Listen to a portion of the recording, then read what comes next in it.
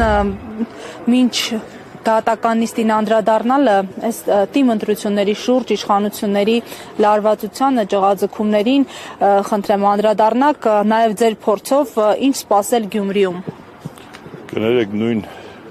իրավական, բարոյական, քաղաքական այս խառնի ճաղանջությունն ու վակխանալյան տիրում էր նաև 21 թվականի Վանաձորյան ընտրություններից առաջ եւ այդ նախընտրական փուլում, հետեւաբար մեր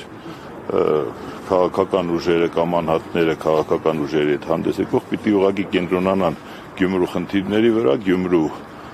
քաղաքացիների հետ աշխատեն եւ ուշադրություն չդարձնեն, թե ինչ մտքեր են հնչում, այդ այսպես ռուսերեն ասեմ отвлекающий մանևրներ են անում Գյումրու ընտրությունները հանգեցնելով ինչ-որ դարակազմիկ մի ջրբաժանի եւ այն ուղղակի հերթական անգամ իրենք ուզում են ցանկացած մանիպուլյատիվ, ցանկացած անբարոյական, ցանկացած օրենքին հակասող կամ չհակասող միջոցներով հասնել իրենց պատկերացրած արդյունքին, որը կարծում եմ չի ստացվելու, որովհետեւ հանրապետության որևէ մեծ քաղաքում որտեղ կա ալտերնատիվա, որտեղ կա մրցակցություն, իրենք չեն կարող հաղթանակ տոնել։ Պարոն Ասլանյան, գալով այս գործին, Աշոտյանի գործին, այսօր խոփանամիջոցի փոփոխության հարցը միջնորդություն է ներկայացվելու, արդյոք այս իրավիճակում հաշվի առնելով, որ պնդումները, որ քաղաքական ենթատեքստ ունի գործը, հնարավոր է ակնկալել, որ Արմեն Աշոտյանի խոփանամիջոցը կփոխվի։ Գիտեք, ես բազմիցս շեշտել եմ, որ այսօրվա իշխանությունների որևէ գործողության գործելավոճի մեջ տրամաբանություն փնտրել, առավել եւս իրավաբանական, օրինական տրամաբանություն փնտրել, թերևս շատ անշնորհակալ գործ է եւ չեմ բացառում, որ կարող է եւ մեղմացնեն տնային կալանքի ռեժիմը, կարող է եւ թողնեն, ասենք, վարչական հսկողության եւ կարող է ավելի անտրամաբանական թողնեն տնային կալանքը նույն ռեժիմով, ինչը եւս ես չեմ բացառում, այնպես որ այս մարդկանց բուն նպատակը ոչ թե քրեական արդարադատություն իրականացնելն է զգում, այլ իրենց քաղաքական հակառակորդներին անցանկալի անձանց ցանկացած միջոցներով մեկուսացնել, լոկալիզացնել, նրանց ձայնը լսելի չդարձնել եւ այդ համատեքստում նայած այսօր կներեք, եթե ամբողջ այս քաղաքական վիճաբանությունների կոնտեքստում իտոկ տվողը, այսպես ասած, էլի Նիկոլ Փաշինյանն է, որը այսօր առավոտյան ինչ որ միտք երատնի։ Բայց դա իտոկ էր, հա?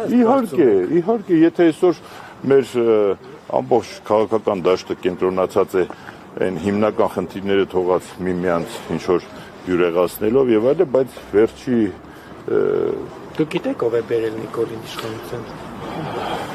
Վանաձորի համայնքապետի պատուհանից ամենալավը դա է երևացել, թե ով է բերել Նիկոլ Փաշինյանի իշխանության, ես մի օր գուցե դրա մասին կխոսեմ։ Չէ, հիմա ասեք։ Չեմ կարող հիմա տենց անուններ չկա, որ ես ասեմ։ Որ պատուհանից նայեցիք։ Դա որևէ մեկի համար ինձ թվում է գաղտնիք չէ։ Չէ, ինչ որ անձեր նկատի չունեմ, նկատի ունեմ դա այն է, ինչը որ բուն հիմքին գնալով հիմա երբ որ դիսկուրսը գնում է Սերժ Սարգսյանը իշխանությունը հանձնելուն, չհանձնելուն, ես կարծում եմ այդ դիսկուրսը պետք է տեղափոխել այլ դաշտ, այսինքն ովքեր որ հիմա թիրախավորում ու քննադատում են, ասում են Սերժ Սարգսյանը ընդհանրապես պիտի իշխանությունը չհանձներ, այսինքն պիտի ամեն գնով պետականության համար պիտի պահեր, եթե այդպես է, ապա այսօրվա քննադատողների մեծ մասը պիտի այդ հարցը չբարձրացնեն, իսկ եթե գալիս ենք հարցի երկրորդ շերտին, այսինքն պիտի հանձներ, չհանձներ, կամում հանձներ, չհանձներ, այդտեղ լրիվ արդեն կոնտեքստը փոխվում է, հավել ես չեմ ուզում այդ ծիրի մեջ մտնել, որովհետև ինձ համար դա թեկուզ եւ կան խոսակցություններ, թեկուզ եւ այսօր ասում են, որ դաշտում պիտի որոշակի տարանջատում լինի, բյուրեղացում լինի, ես դրան ամենևին դեմ չեմ, եթե քաղաքական խոսույթի, քաղաքական ինչ-որ բանավեճերի տրամաբանության մեջ այդ ամենը կառուցում, բայց եթե մեղադրանքներ ենք հնչեցնում, ապա մեղադրանքը պիտի ունենա ուղղվածություն։ Մենք քրեական մեղադրանք ենք հնչեցնում, բարոյական, քաղաքական, թե պատմական։ Ես կարծում եմ, որ ստատուսներ գրողները պատմություն գրողներին չեն կարող քննադատել ստատուս գրելով, եթե քրեական մեղադրանք ենք հնչեցնում, ապա այսօր մեր երկրում քրեական մեղադրանքների փայլուն ոսկե վրձին գոյություն ունի, ովքեր որ այդ քրեական մեղադրանքները սիրուն նկարում են, հետեւաբար այդ հասցեատերը այլ տեղ է, մնացածը ավելի չծավալվեմ, ես գտնում եմ, որ այն խոսույթը, որ այսօր արկա է քաղաքական դաշտում, դա նախընտրական տրամաբանության մեջ կարող է լինել, այս բան ուղղակի ես չգիտեմ։ Ինչ ակնկալիքներ կան եւ ինչի համար է այս դիսկուրսը։ Եթե ինչու այնուամենայնիվ երկու նախագահների ջերը մի առումով հիմա չեն գնում։ Գիտեք, երկու հարևաններն էլ հաճախ իրար հետ, ասենք, որևէ կերպ ոչ միավորվում են, ոչ ընդհանուր բան չունեն, բայց տանից դուրս գալիս իրար բարևում են, միմյանց ուրախությանն ու տխրությանը հասնում են, հետեւաբար միավորվելու մասին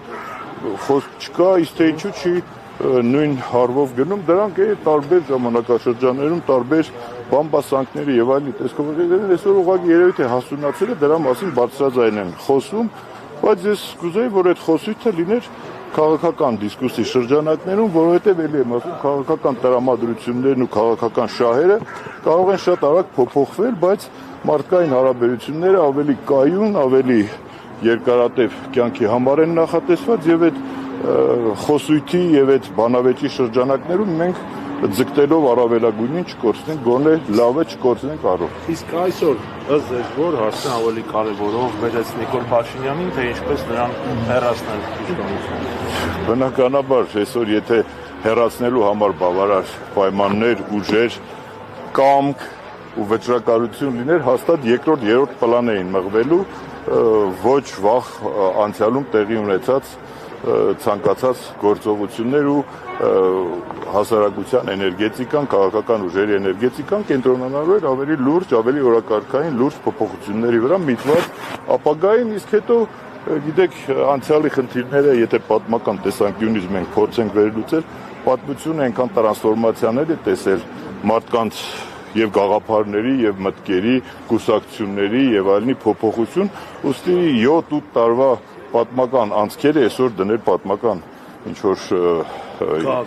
քաղաքական գնահատականներ տալ պատմությանը, կարծում եմ